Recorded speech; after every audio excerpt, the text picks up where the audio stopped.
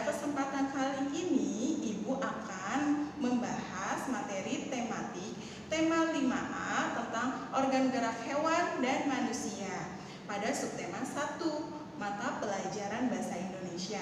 Pembahasan kali ini mengenai gagasan pokok. Nah, tujuan dari pembahasan ini agar kalian dapat memahami gagasan pokok, pengertian dari gagasan pokok, dan langkah-langkah dalam menentukan gagasan pokok. Gagasan pokok adalah inti dari apa yang dibahas di dalam sebuah paragraf atau ide yang menjadi pokok pengembangan dari teks bacaan tersebut. Ya, diingat-ingat ya, Nak ya.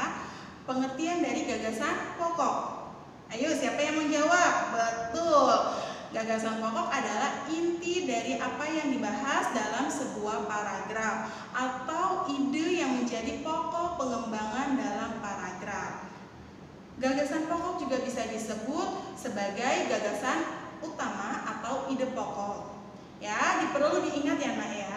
Di dalam satu paragraf hanya ada satu gagasan pokok dan beberapa gagasan penjelas. Penjelas bisa disebut juga dengan kalimat penjelas.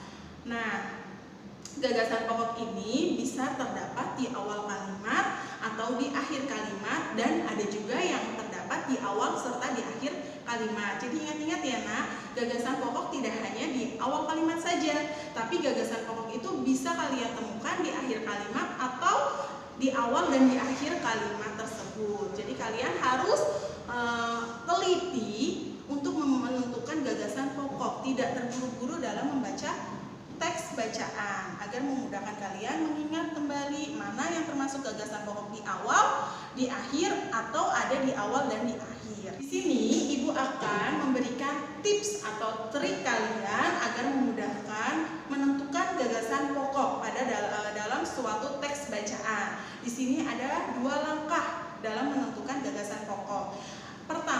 Langkah yang pertama adalah kalian membaca kalimat demi kalimat di dalam suatu paragraf dengan cermat dan pahami pula isi pembahasan apa yang dibahas di dalam teks bacaan tersebut. Nah, yang kedua adalah temukan kalimat utama pada setiap paragraf. Ya, langkah yang kedua adalah temukan kalimat utama dalam setiap paragraf. Ya.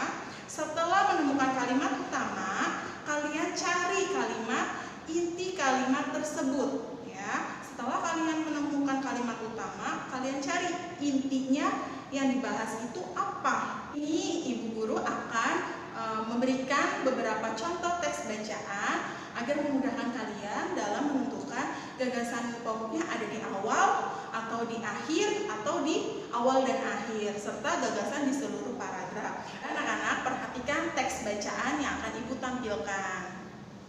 Nah, siapa yang sudah selesai membaca teks bacaan tadi? Dan siapa yang sudah bisa menentukan gagasan pokoknya ada di mana, di awal, di akhir, atau ada di awal dan di akhir? Nah, gagasan pokoknya ada di awal kalimat, ya, di awal paragraf. Gagasan pokoknya apa, Nak? Gagasan pokoknya dari teks yang tadi itu adalah macam-macam cabai, ya. Ingat-ingat ya, itu adalah gagasan pokoknya. Ibu Guru akan memberikan teks bacaan yang kalian baca lagi dan kalian pahami isi dari gagasan pokoknya ada di mana. Coba kalian perhatikan teks berikut ini. Ya, gagasan di teks yang kedua ini adalah gagasan pokoknya itu terdapat di akhir paragraf. Siapa yang bisa menyebutkan gagasan pokoknya?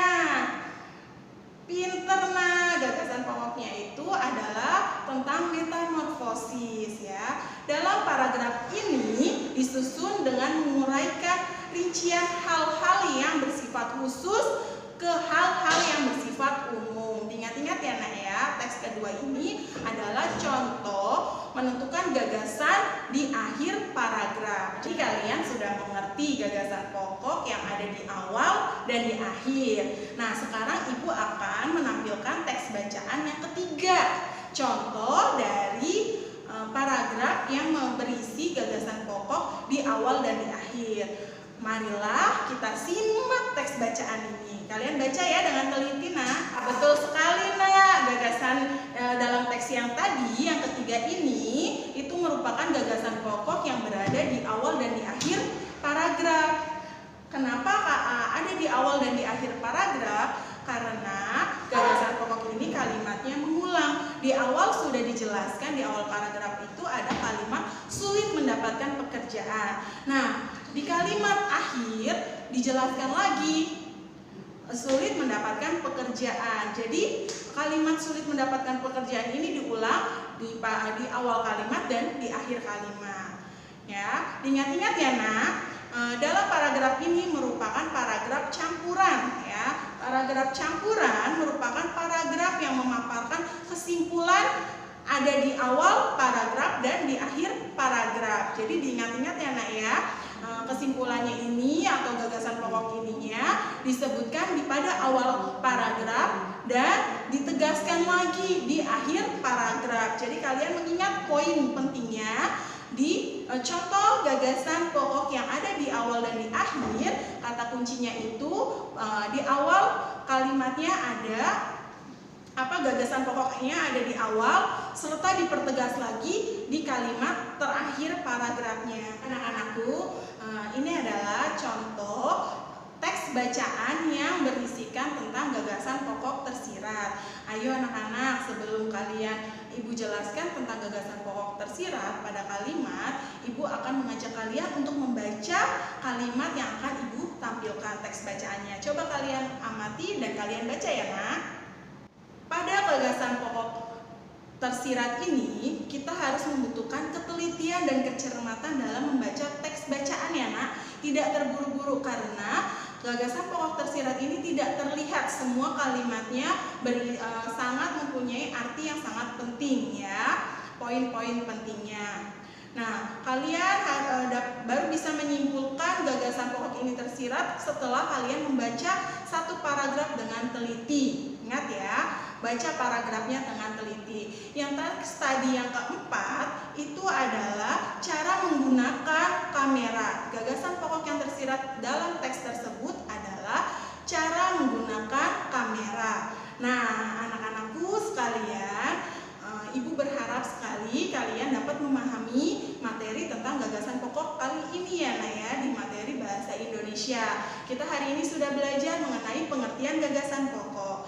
Macam-macam gagasan pokok ya, yang ada di awal, di akhir, di awal dan di akhir, dan gagasan pokok yang tersirat. Nah, kalau kalian mengalami kesulitan atau kurang memahami pelajaran, kalian dapat membaca lagi materi gagasan pokok ada di buku tematik tema 5 ayat. Baiklah anak-anakku semua, sekian pembahasan untuk hari ini. Semoga kalian dapat memahami materi yang Ibu sampaikan mengenai gagasan pokok. Di kelas 5 kalian lebih semangat lagi membaca buku dan lebih giat lagi belajarnya ya, nak, agar dapat meningkatkan prestasi belajarnya. Sampai jumpa di pertemuan selanjutnya, nak. Wassalamualaikum warahmatullahi wabarakatuh.